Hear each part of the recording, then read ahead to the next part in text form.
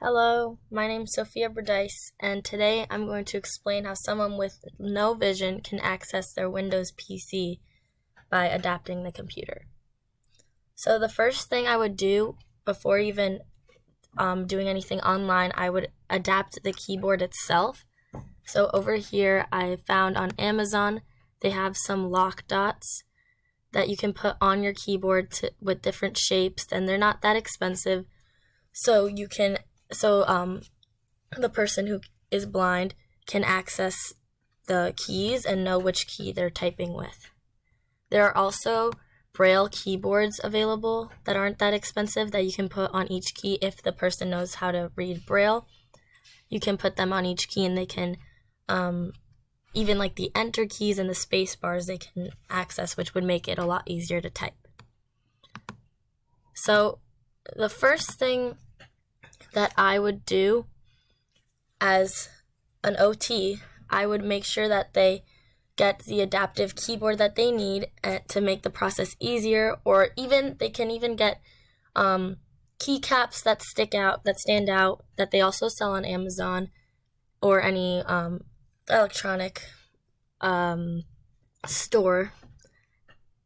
Or you could use stickers that, like 3D stickers that just stick out with certain shapes on it, just to defer each key from the other key. I would suggest those using a Windows PC to place the keys, if they don't want it all over their keyboard, to place them specifically on the Control key, the Windows button, the Enter key, and then the arrows that are located on the bottom right of the keyboard. I'm just going to pull up Windows keyboard really quick to show you what that would look like. So I would put it on these arrows. I would put it on this Windows key. The control is not really in the screen, but it's right here. And here, I can move it a little bit. This one. And I would put it on the Enter key, because that is how you open the text-to-speech option to be able to hear what letters you're clicking. So I'm going to press those now to demonstrate.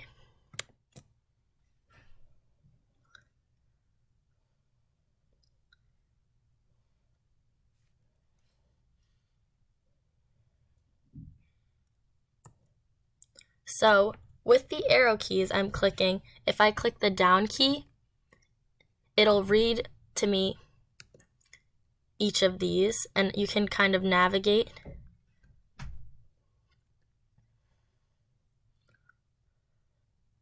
And it's actually a lot easier to use with just the arrows than the mouse itself. And it has a little guide for, if I click over there, you can go through each letter,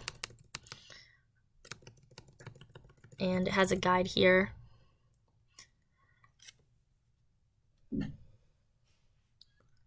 And this is the only way to access the text-to-speech option, but I think it's a very easy way, because as long as you put the caps or the dots on those 3 buttons, you can just turn it on. And to turn it off, you just press those 3 again, and it'll turn off the narrator if they don't like the narrator option. But personally, when I was doing my research, I found out that it's a little challenging to figure out the buttons without the keycaps, and with practice with the keycaps on or with the dots, like I think the lock dots work best, or the Braille keyboard if they know, then they'll easily be able to access their computer and get what they need to do.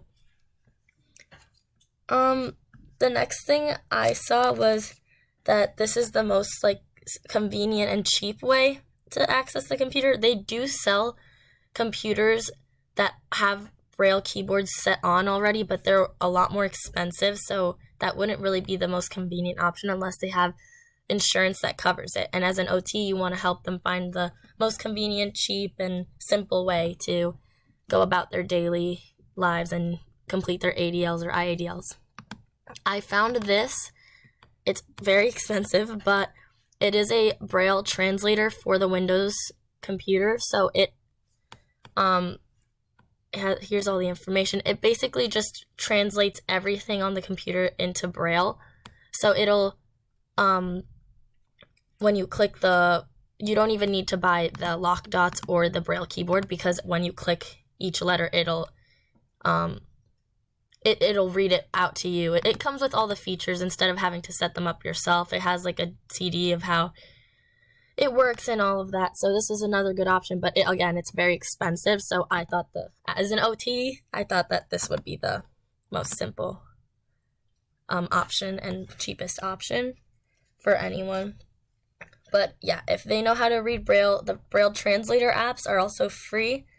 You don't have to get this one. This was just a good option, but they do have free ones online that you can make an account for, and it'll help them with like articles online.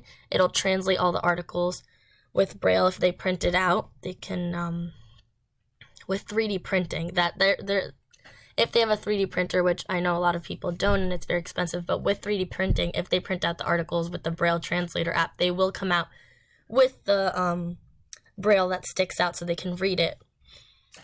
And yeah, so this is basically the best option I found for someone who is blind to be able to access their Windows PC. It would be different for Apple. It's a little more complicated. You'd have to go through the settings to access all of this information.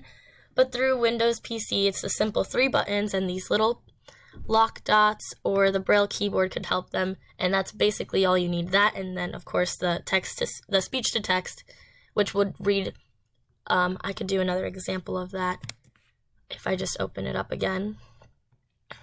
And then you can minimize it with the keyboard like this, and then they just press enter and it would do whatever.